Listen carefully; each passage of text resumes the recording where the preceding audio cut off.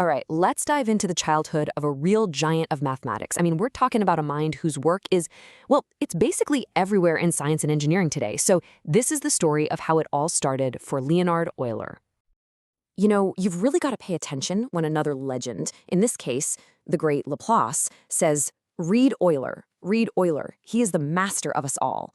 Whoa, I mean, that just makes you wonder, right? Where does a mind like that even come from? What was the secret sauce, the time, the place, the people that created a genius on that scale? So, to figure that out, let's go right back to the start. Our story kicks off in the early 18th century in a place that would shape him, Basel, Switzerland, a true city of giants. And look, this wasn't just some random town. In the early 18th century, Basel was a serious intellectual hub in Europe. I mean, its university was founded way back in 1460. It was ancient even then. So you can imagine it was this magnet for brilliant minds, a real hotbed for new ideas. It was pretty much the perfect place for a genius to grow. And right at the center of all this brain power was one family, the Bernoullis. Seriously, you got to think of them less like a family of professors and more like a mathematical dynasty. You had Jacob, a brilliant mathematician at the university, then his younger brother, Johann, who took over and was basically seen as the king of European mathematics at the time, and then Johann's sons, Daniel and Nicolaus, well, they're going to become friends with Euler.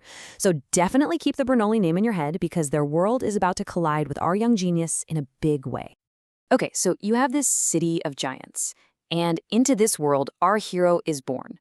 But what's so fascinating is that his own world was, on the surface, pretty ordinary. He was the minister's son. Let's dig into that. So, let's just run through his first few years. He's born in Basel itself on April 15, 1707, to his dad Paul Euler, a Protestant minister, and his mom Margaret. But a year later, the whole family moves out to the sleepy little village of Riehen. That's where he really spends his childhood. Then, around 1715, they send him back to Basel to a school, but from everything we know, it was a really bad school. Which brings us to this key point. By age 12, around 1719, he's already teaching himself. He's just devouring books on his own because his official education just wasn't cutting it. His real journey, his real education, had already kicked off. So try to picture it, right? He's growing up in a parsonage in this quiet village, Riehen, with his two younger sisters. Life is all about faith, family, quiet devotion, a pretty predictable routine. And what's so wild is this stark contrast. You've got this peaceful, almost sleepy religious upbringing, while just a few miles down the road is the buzzing, competitive, intellectual chaos of Basel. Two totally different worlds. Now, you'd probably think that a minister's son would be groomed for one thing and one thing only, the church. And you'd be right. But his father, Paul Euler, had an unlikely gift to give him, a little spark of curiosity that would change everything. And here is the twist, the absolute key to this whole story. His father, Paul, was a Protestant minister, for sure, but he wasn't just a minister. See, back when he was studying theology at the University of Basel, he also took mathematics classes from the great Jacob Bernoulli himself. He had even lived with the Bernoulli family. So this connection to the greatest mathematical minds in Europe wasn't just in the city nearby, it was right there in his own house, through his own father. So this created a really strange path for his education. Step 1, he gets his first lessons in math from his dad. That's what lights the fire. Step 2, he goes to this formal school in Basel, which incredibly taught him absolutely no mathematics, 0. So what's a budding genius to do? That leads to step 3. He just starts teaching himself.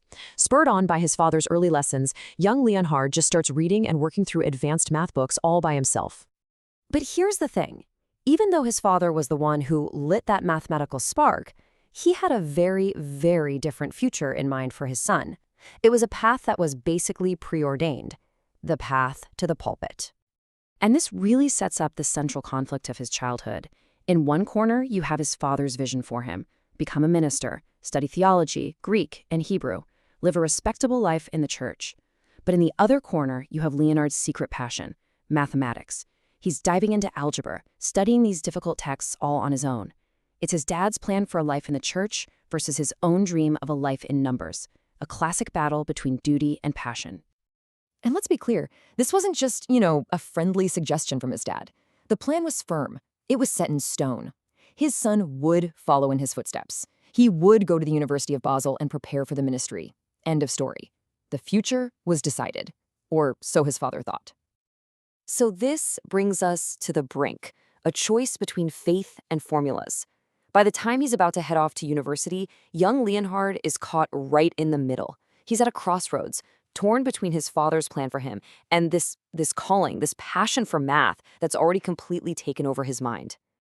So let's just pause and take a snapshot of Leonhard Euler at age 12. On the outside, he's the good son, getting ready for a life in theology, just like his dad wants.